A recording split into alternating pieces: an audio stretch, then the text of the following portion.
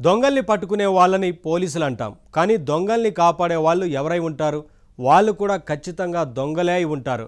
ఎందుకంటే పోలీస్ అయితే దొంగని శిక్షిస్తాడు, దొంగ మాత్రమే దొంగని రక్షిస్తాడు. అవును కదా? కానీ ఇప్పుడు విచిత్రాలు జరుగుతున్నాయి. అయితే దోపిడీకి గురైన వాళ్లే దొంగల్ని కాపాడుతున్నారు.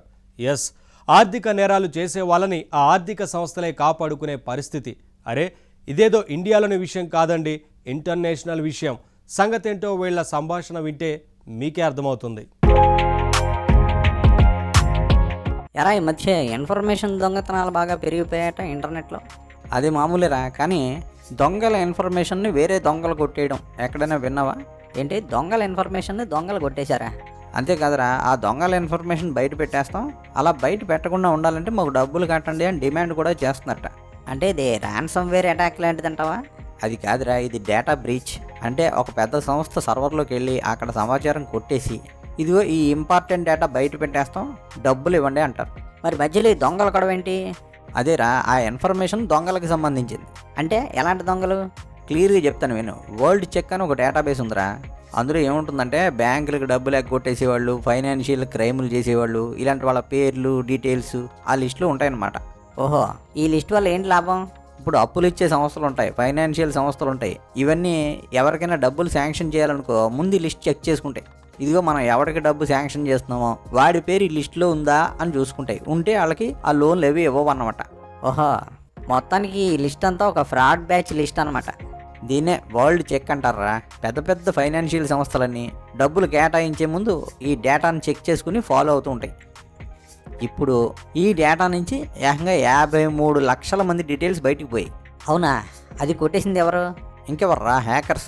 ఘోస్టార్ అని ఒక హ్యాకర్ సంస్థ ఉంది.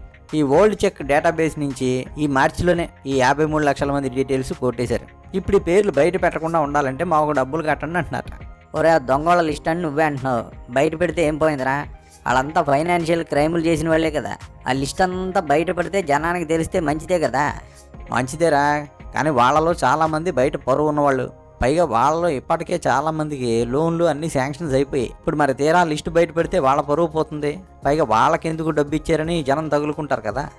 హోర్ని, నిజాయితీ గలవాడికి ఎప్పుడు ఈ బ్యాంకులు లోన్లు ఇవ్వరా, ఎగ్గొట్టేవాడికే ఇస్తాయి.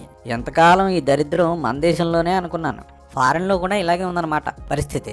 అవునరా, మరి ఆ పెద్ద పెద్ద దొంగల పేర్లు బయటపడిపోతే ఆ ఫైనాన్షియల్ సంస్థలకే అప్రతిష్ట. అందుకే ఈ దొంగల నుంచి ఆ దొంగల పరువు కాపాడాలి.